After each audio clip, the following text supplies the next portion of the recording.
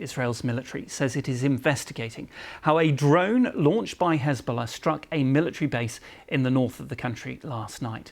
The Iranian-backed group said it launched a swarm of attack drones at an Israeli military training camp in Binyamina, just south of Haifa, killing 4 soldiers and wounding almost 60 others. Israel's army chief admitted it was painful. Meanwhile, Israeli forces have continued to hit targets in both Lebanon and Gaza. The US has called on Israel to do more to protect United Nations peacekeepers and civilians in Lebanon and to address the humanitarian situation in Gaza. At the same time, President Biden has confirmed America is sending troops and an advanced anti-missile system to help defend Israel. In a moment, we'll be live with our correspondents in Beirut and Jerusalem for the very latest. But first, this report from our correspondent Vincent McAvenny.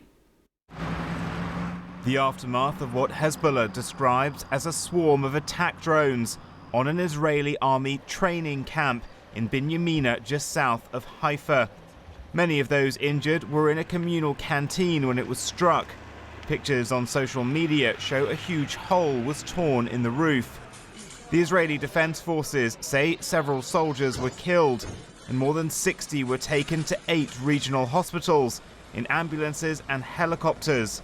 Some were critically injured. I arrived at the scene when there was already rescue forces giving treatment. I entered inside. The scene was very, very tough. Unpleasant incident. Dozens of victims with various degrees of injuries.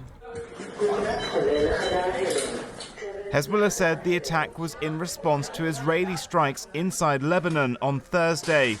It's unclear how the group, deemed a terrorist organisation by the UK, managed to evade Israel's sophisticated missile defence system, which normally counters the hundreds of missiles and drones fired by Hezbollah every single day. The weekend has seen tensions between not only Israel and Lebanon continue to rise, but also with the United Nations.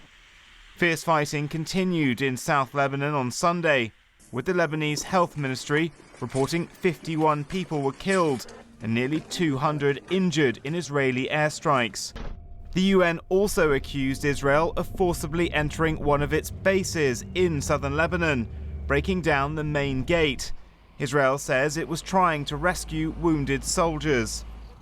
The UN peacekeeping mission is insisting that its flags will continue to fly, despite Israeli Prime Minister Benjamin Netanyahu warning to get its troops out of the area while Israeli forces fight Hezbollah. Some 10,000 UN peacekeepers from 50 countries are stationed in Lebanon. Since 1978, they've patrolled the area between the Litani River and the UN-recognized boundary known as the Blue Line. In recent days, a number of these peacekeeping troops have been injured in military action. Israel has admitted responsibility for firing towards UN posts in some cases. Meanwhile, in Gaza, at least 22 Palestinians were killed and 80 were wounded on Sunday night in an Israeli attack on a school which was sheltering displaced families.